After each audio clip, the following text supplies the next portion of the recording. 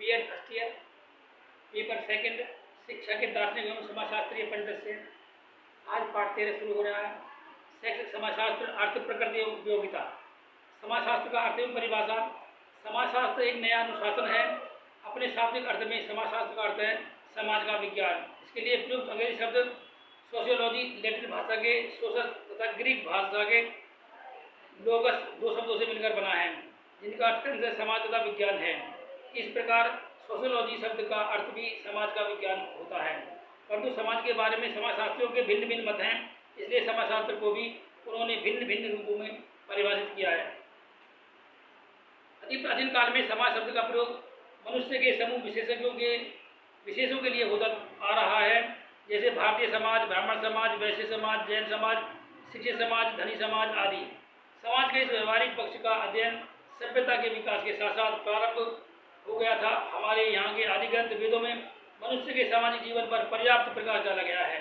इनमें पति के पत्नी के प्रति, पत्नी के पति के प्रति, माता पिता के पुत्र के प्रति, पुत्र के माता पिता के प्रति, गुरु के शिष्यों के प्रति, शिष्य के गुरु के प्रति, समाज में एक व्यक्ति के दूसरे व्यक्ति के प्रति, राजा के प्रजा के प्रति और प्रजा के राजा के प्रति कर्तव्यों की व्याख्या की गई है।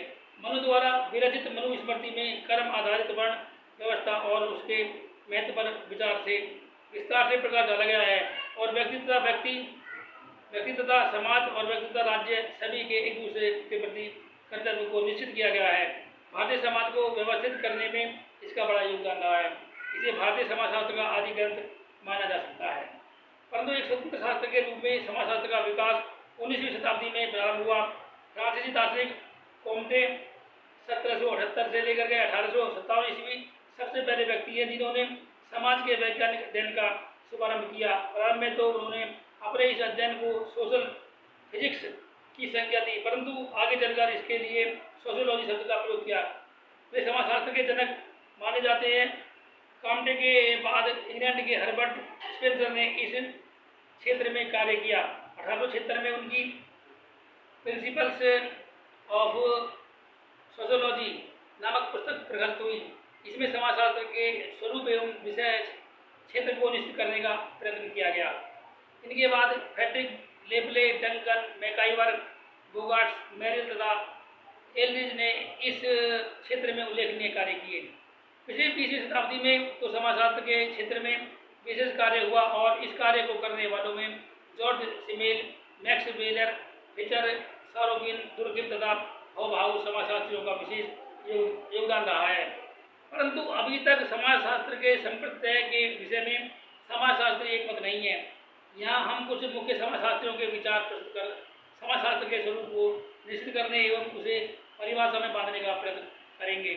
समाजशास्त्र के जनक कोम्टे के अनुसार समाजशास्त्र में समाज के विभिन्न अंगों का वैज्ञानिक अध्ययन किया जाता है। गिडिंग्स, समनर और वार्ड आदि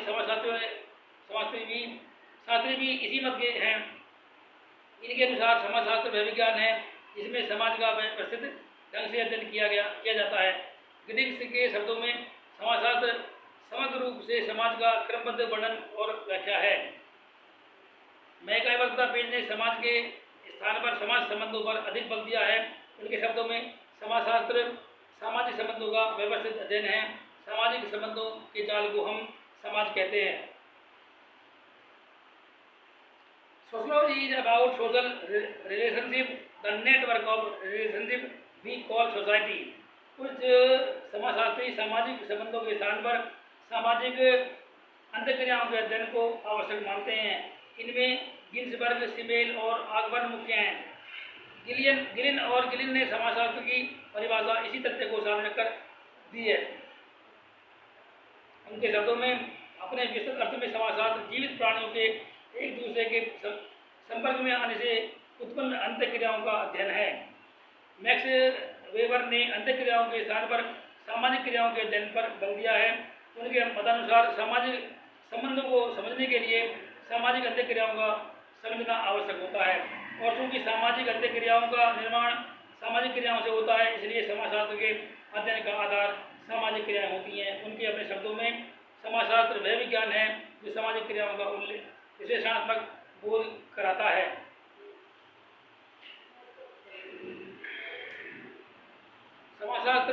विज्ञान की वह शाखा है जिसमें समाज अथवा सामाजिक संबंधों का वैज्ञानिक अध्ययन किया जाता है और सामाजिक संबंधों को समझने के लिए सामाजिक क्रियाओं, सामाजिक अंतःक्रियाओं और इन सब क्रियाओं के परिणामों का अध्ययन किया जाता है। आज के लिए इतना ही।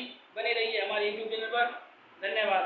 पाठ 13 चल रहा है, आगे जल्दी से ही समाप्त हो जाएगा 1 आध क्लास में ही, तो इसलिए अध्ययन करते रहिए, पेपर की तैयारी करते रहिए। धन्यवाद।